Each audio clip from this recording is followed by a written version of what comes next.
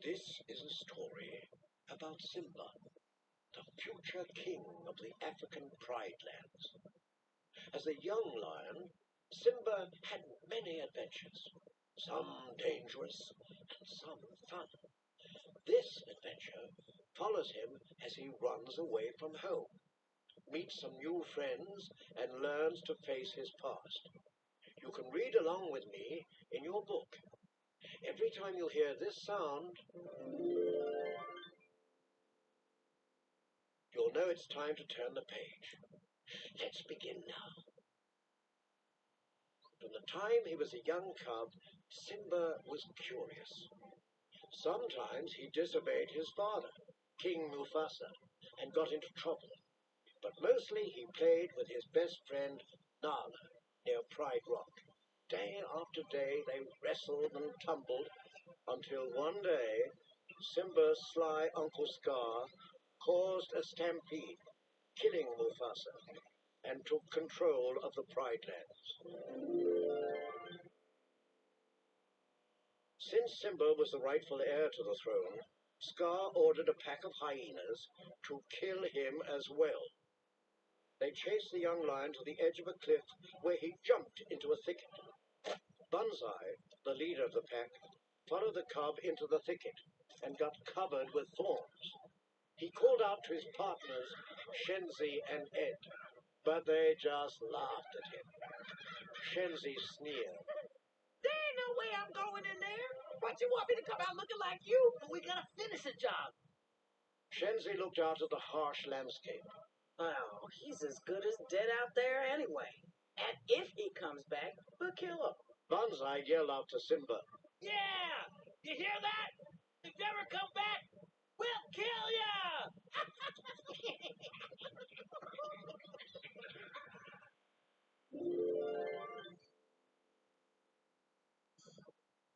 After Simba escaped from the hyenas, he trudged alone across the dry savannah.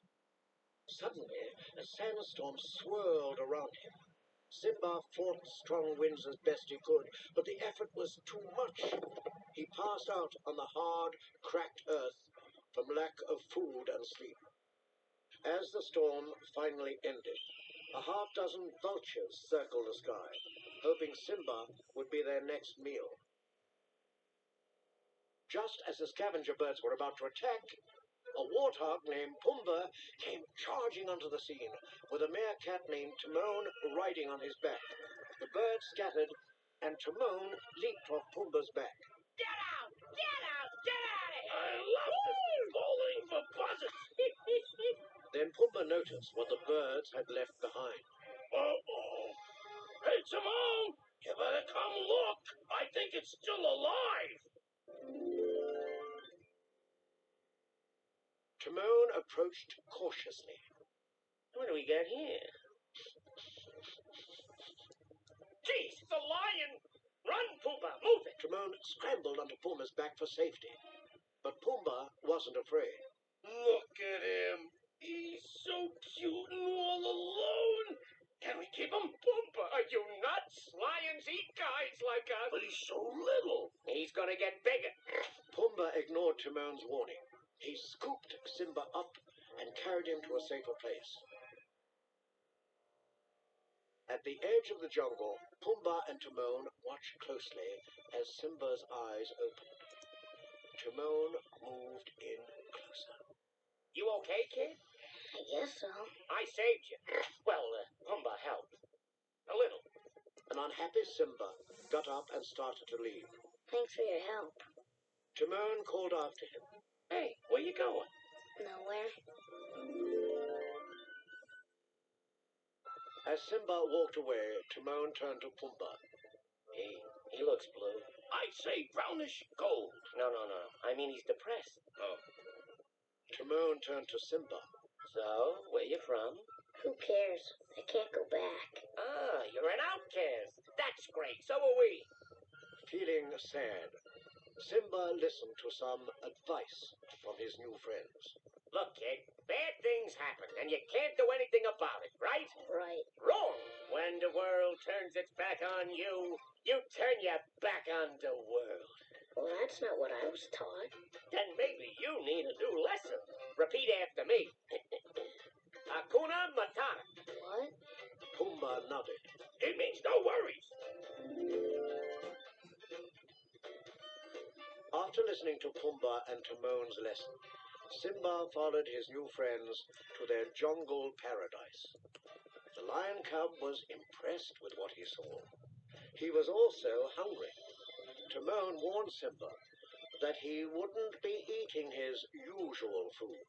Listen, kid, if you live with us, you have to eat like us.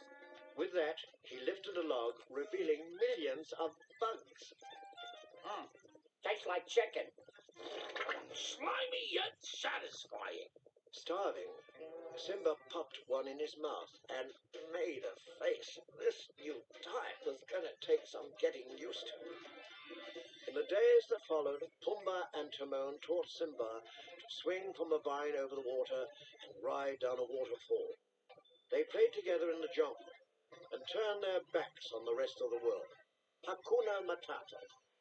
Day after day, the three animals amused themselves, and after a while, Simba developed into a full-grown lion.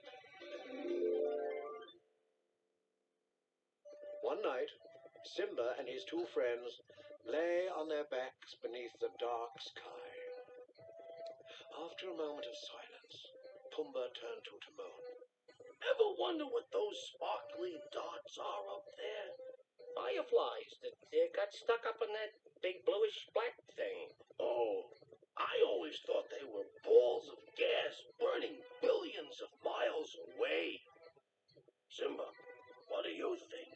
Well, somebody once told me that the great kings of the past are up there, watching over us. Later that night, Simba gazed at the starry sky with a distant look in his eye. He sighed unhappily and flopped down on the ground, sending some milkweed soaring through the air and across the meadow. Finally, it landed in the hands of a wise old baboon named Rafiki. He looked carefully at the milkweed. Simba?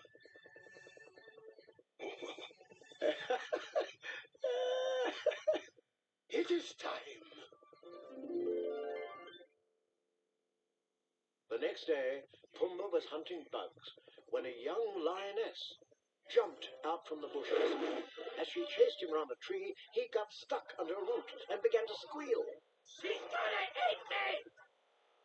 Timon was the first to hear his friend's cry and came running. Then Simba came to the rescue as well. After wrestling with the lioness, who easily pinned him, Simba looked more closely at the attacker. Nala? Is it really you? At first, Simba was too surprised to speak. Then he introduced the lioness to Pumbaa and Timon. This is Nala. She's my best friend. Nala smiled at Simba in disbelief. Wait till everyone finds out you've been here all this time. Everyone thinks you're dead. Scar told us about the stampede. Simba shamefully lowered his head. What else did he tell you? What else matters? You're alive. And that means you're the king. Timon looked astonished. King? Lady, have you got your lions crossed?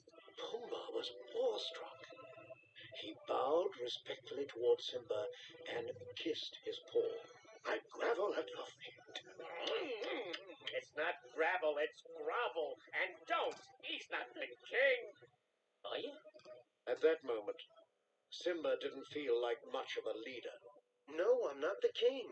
Maybe I was gonna be, but that was a long time ago. Nala wanted to speak to Simba alone. As soon as Timon and Pumbaa were out of earshot, her eyes welled up with tears. It's like you're back from the dead. You don't know how much this will mean to everyone. What it means to me. Hey, it's okay. I've really missed you. I've missed you too. The two lions stared at each other, remembering the special friendship they had once shared.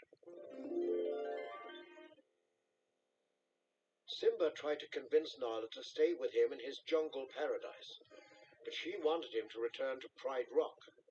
We've really needed you at home. Everything's destroyed. There's no food, no water. Simba, if you don't do something soon, everyone will starve.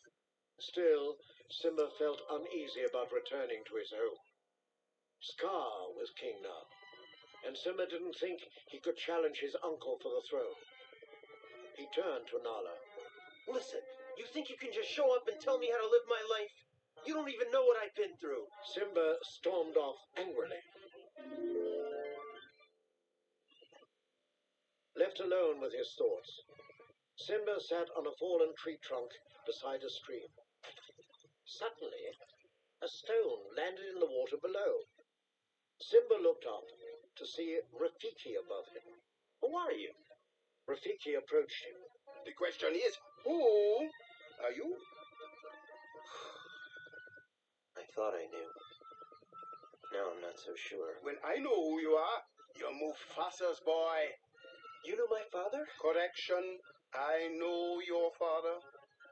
He's alive, and I'll show him to you. You follow old Rafiki. He knows the way. Come on.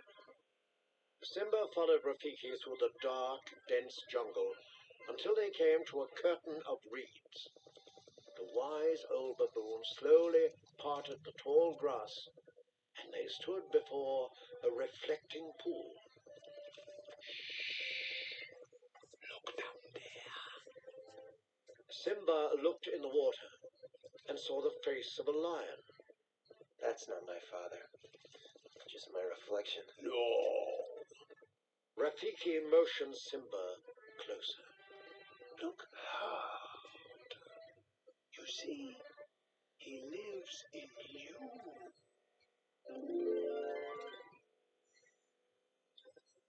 Suddenly, from the heavens above, the ghost of Mufasa appeared.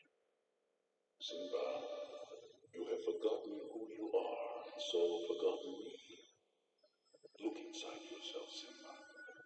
Remember who you are. You are my son, and the one true king. Remember who you are. Remember, remember, remember. Simba shouted to his father, No! Please! Don't leave me! but just as suddenly as the vision of the old king appeared, it was gone. Simba sat alone beneath a huge field of stars. After a moment, Rafiki joined him. The weather. Very peculiar. Don't you think? Yeah. Looks like the winds are changing. Change is good. Yeah, but it's not easy. I know what I have to do, but going back means I'll have to face my past. I've been running from it for so long. The past can hurt, but you can either run from it Oh, learn from it. Simba looked at Rafiki and smiled. Then he headed for the Pride Lands. After Nala found out that Simba had gone back to Pride Rock to challenge Scar, she raced after him. When she caught up to him on the dry savannah, Simba seemed to have a new power within him. this is my kingdom. If I don't fight for it, who will? Nala looked at the Lion King with love. I will. Nala wasn't alone. Timon, Pumbaa, what are you doing here? At your service, my liege. Well, Simba, if it's important to you, we're with you to the end. And with that, our heroes marched off to save Pride Rock.